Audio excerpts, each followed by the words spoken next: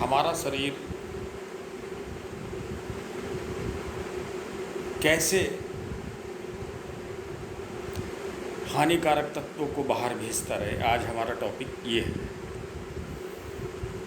जो हानिकारक तत्व हमारे शरीर के अंदर ठहर जाते हैं या रुक जाते हैं किसी भी अंग में, एक रोग का कारण बनते हैं।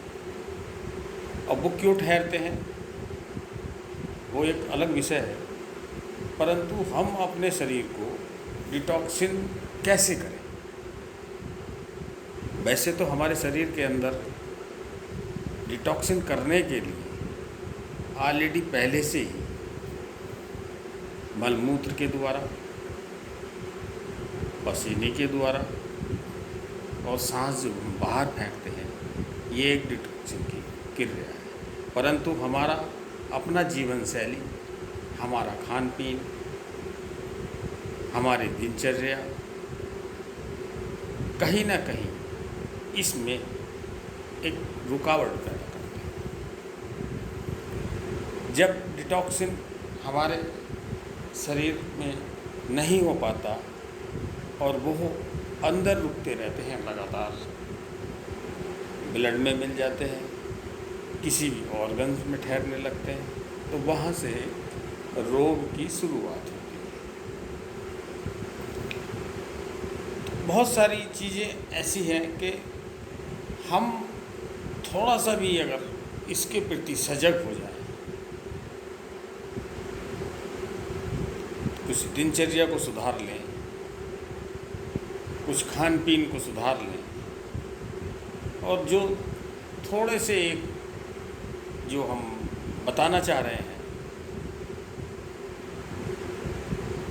कि वो हानिकारक तत्व आपके शरीर के अंदर ना कहीं रुकेंगे और ना कहीं ठहरेंगे। तो जो हम सांस लेते हैं और जो छोड़ते हैं, तो जो छोड़ना है हमारा, ये भी एक डिटॉक्सिन करने का महत्वपूर्ण उपाय है। हम कभी भी सांस ना पूरी लेते हैं और ना पूरी छोड़ते हैं। यदि हम डेली 15 या 20 मिनट नाभि से सांस लें और उसको बाहर तेजी से छोड़ें, तो फेफड़ों के द्वारा बहुत सारा हमारा शरीर अशुद्धि के रूप में, एक गैस के रूप में, एक वायु के रूप में बाहर निकालता रहता है। यही काम हमारी किडनी करती है। अब किडनी बहुत अच्छे से काम करे और लंग्स भी हमारे बहुत अच्छे से काम करें शरीर को शुद्ध करने में, तो ये हमारा मेन आज का टॉपिक है। तो जो नाभि से हमें सांस लेना है और नाभि के थ्रू छोड़ना है, तो ये हमारी किडनी की कार्य क्षमता और हमारे फेफड़ों की कार्य क्षमता, दोनों की क्षमता बढ़ाता है।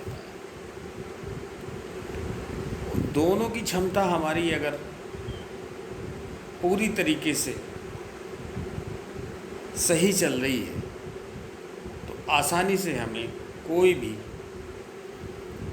किसी भी तरीके का कोई रोग हमारे शरीर में ठहर नहीं सकता। परंतु इस ओर कभी किसी का ध्यान नहीं जाता है, और 40 से 45 के बाद जब हम बढ़ते जाते हैं,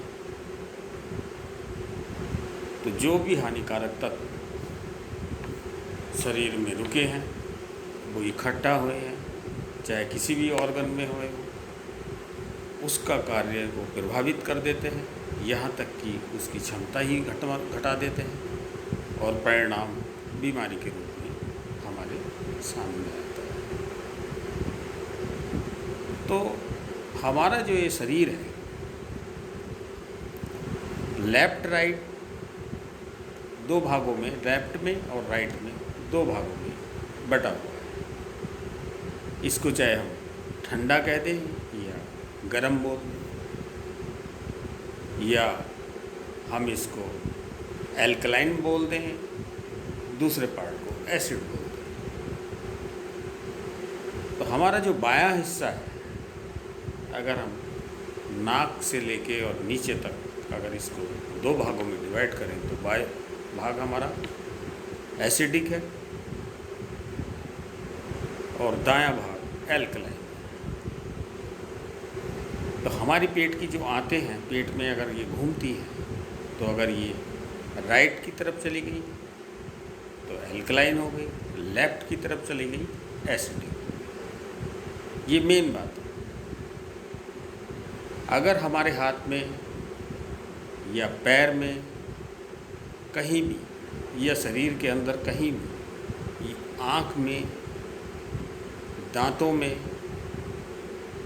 एक ही हिस्से को प्रभावित करेगा, या तो लेफ्ट को करेगा या राइट को करेगा। ऐसा नहीं है एक साथ दोनों हिस्सों में दर्द। अगर आईसाइट भी वीक होगी तो हमारी लेफ्ट की ज़्यादा होगी या राइट की ज़्यादा होगी। यदि पैर में भी कहीं पेन होगा तो या तो लेफ्ट से शुरू होगा या राइट से शुरू होगा। तो कोई भी चीज़ हो तो या तो हमारा एसिड बढ़ा हुआ है या हमारा एल्कलाइन बढ़ा हुआ है।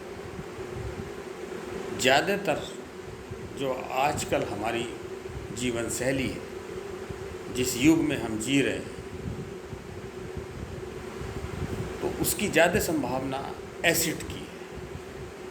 हम लोगों का ज़्यादातर एसिड ही बढ़ा हुआ। एल्कलाइन बहुत कम लोगों का बढ़ा हुआ होता है। अब इस बढ़े हुए एसिड को, यहाँ तक कि हमारी जो किडनी है, एक एसिड को साफ़ करती है, दूसरी एल्कलाइन को साफ़ करती है। फेफड़े एक तरफ एल्कलाइन को हमारे यहाँ साफ़ करते हैं ज़रूरत से ज़्यादा, या दूसरा वाला फेफड़ा है हमारा, वो एसिड को साफ़ करता है। यही चीज़ नासिका की है। अगर हमारा बायां नासिका चल रहा है तो वो हमारा एसिड वाला जो बढ़ा है उसे बाहर निकालने की कोशिश कर रहा है, और अगर दायां हुआ चल रहा है तो एल्कलाइन। तो प्राकृतिक ने जो भी खाद्य पदार्थ, जो भी अन्न, जो भी फल, जो भी कुछ बनाया है जिसे हम ग्रहण करते हैं, वो या तो एसिडिक है या एल्कलाइन है। जैसे पानी है,